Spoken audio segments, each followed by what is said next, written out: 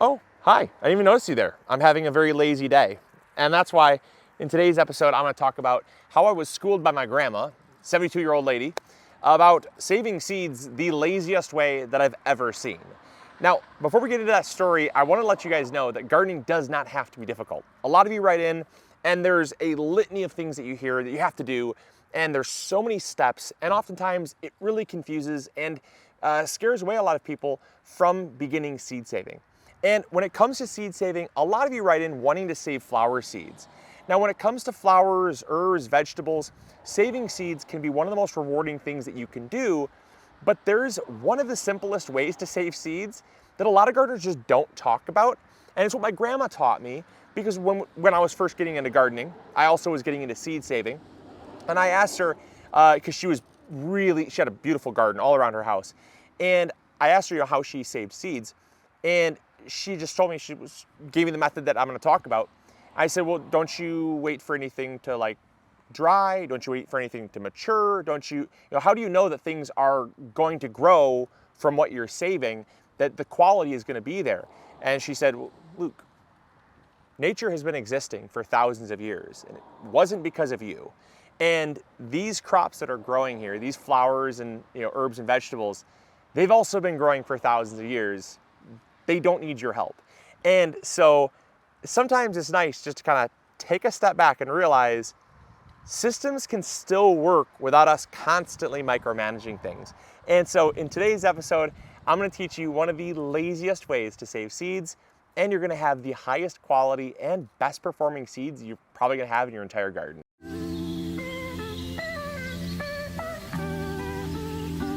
All right, so the method that I'm gonna show you is known as winter standing seed stock, or dead standing seed stock.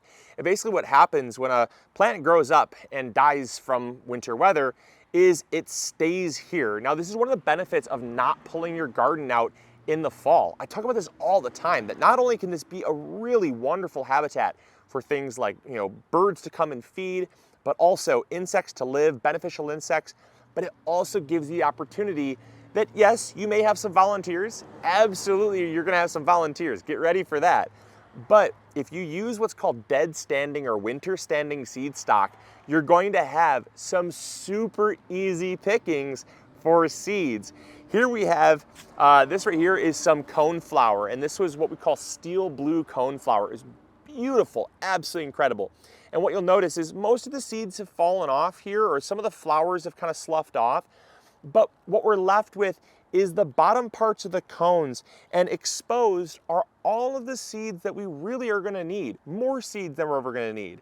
Now, you could have saved these in the fall, but one of the things that people do is they save seeds too early, and then they have immature seeds that are then inviable seeds, and they waste a bunch of time and effort, and then they have things that mold and rot, and the quality is terrible. When everything, and I mean everything that we're gonna pick right now, because it's a nice dry day, make sure you wait for that, but everything that we're picking right now is going to be a dry, viable seed. Now, you're obviously gonna have some that are gonna be inviable, right? You might have 70, 80% germination, so 20% of your seeds won't germinate, but that's a heck of a lot better than guessing, getting it wrong, and having none of your seeds germinate. And you don't have to do anything. Literally, you come out here, anything that's dead standing is going to have seeds still attached to the top of the plant. And you just come in here like this, give it a little squeeze, and you're gonna see these seeds just fall right out. Look at this. See those little white cones there? Look at this. You're not getting many. Again, some of these right here, a lot of those seeds have already fallen off. They've fallen down here, they'll germinate later, something like that. But come in here, grab these, give them a little squeeze. But you get these little white, they almost look like shark's teeth. Those are all seeds, free seeds. I did literally nothing. I did nothing. I don't deserve seed saving to be this easy. Also, make sure you're doing this on a non-windy day, because some of these seeds are really dry and really lightweight. But they have a few advantages. Look at all those seeds. Look at all those seeds. We didn't have to wait to see if the flower was, ready to be harvested from. We didn't have to see see if the seeds were dry enough. We didn't have to wait to see if the flower was correctly pollinated to form viable seed. We didn't have to do any guesswork, you guys, none. Again, minus the spider, go on your happy way. This, like, I don't deserve seed saving to be this simple. This is the laziest way of seed saving ever. And honestly, yeah, I mean, it's common sense, but sometimes it's the most common sense things that we sometimes forget because we're too busy overcomplicating things. So that is the cone flower. I'm gonna show you another one that's crazy simple. This one right here is known as calendula or calendula. This is an absolutely dummy-proof one to save seeds from. Notice this plant, we're talking dry as a bone. This has been winter dead standing for all of winter. And if you see these little things that look like, I kind of say they look like calamari, honestly. If you've ever eaten calamari, you'll see the resemblance. These are all seeds. These are all seeds. Look at this. Take your fingers, boop, just like that. Look at all these seeds. I do not deserve seed saving to be this simple. I just don't deserve it. Look at this. Right here, this whole thing, seeds. Ready? Here's another one. Seeds. You should not overcomplicate this, especially when it comes to some of these flowers. They are just so simple.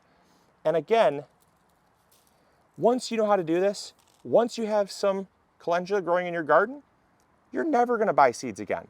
And I'm okay with that. And I sell seeds. I want you to have the satisfaction of saving your own seeds because it is so unbelievably simple.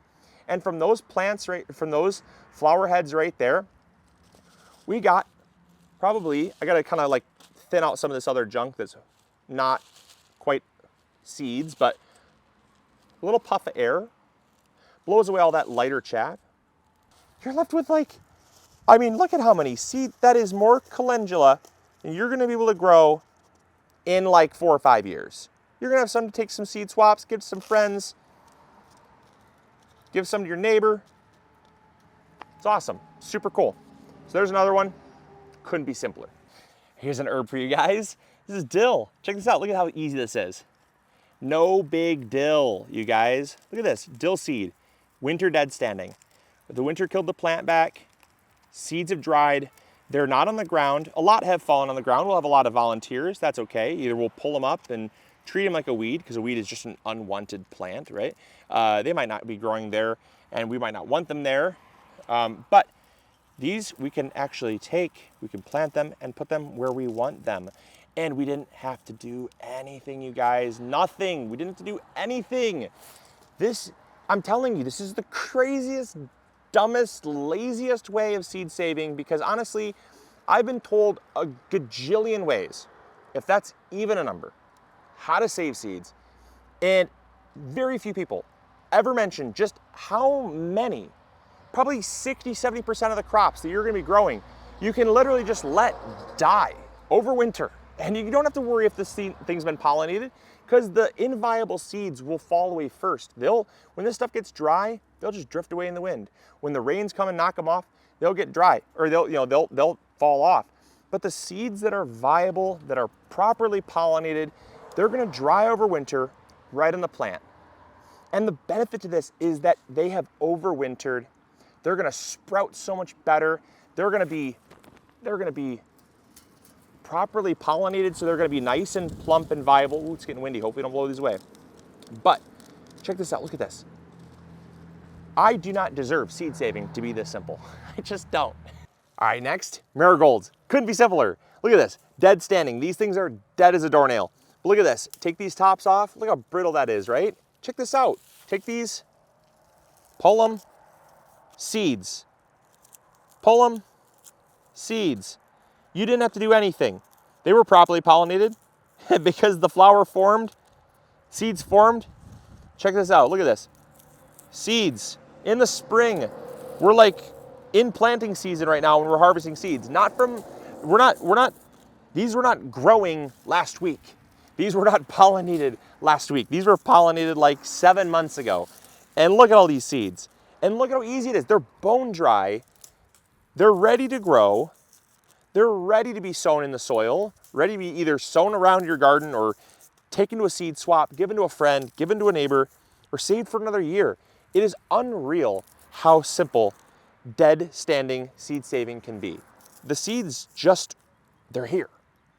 Why don't you take advantage of it? It's the simplest method ever. And like I said, I love it because it takes all of the guesswork out of this. There's no guesswork of whether or not these are going to be viable or not. And there's no guesswork of whether or not they're going to be dry or not. And because they're here, nature's done all the work for us. Same nature has been working for thousands of years. All right, up next is this anise here. Anise, not star anise, anise hyssop. Wow, so many seeds. Obviously going to be a lot of volunteers, yes. But the amount of dead standing seed stock on this plant is just astounding. That's from like 3 umbels. An umbel is a grouping of flowers.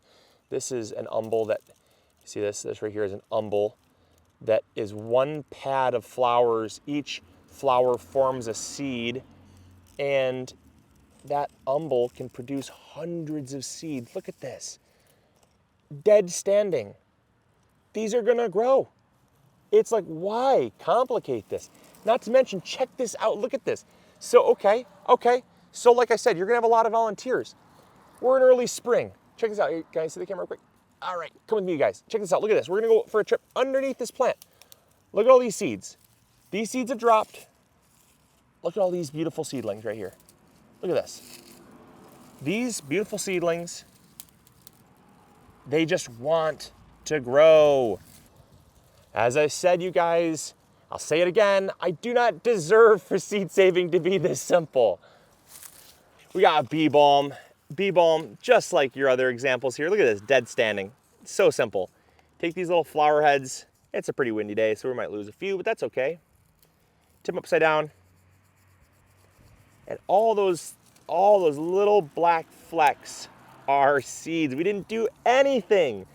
We didn't have to guess for a second. I love that. Absolutely love that. We're gonna see if we can get some of that lighter chaff to blow away there. There we go. It's not pure seed. We can take it and refine it further. We can put it through a kitchen sieve, something like that.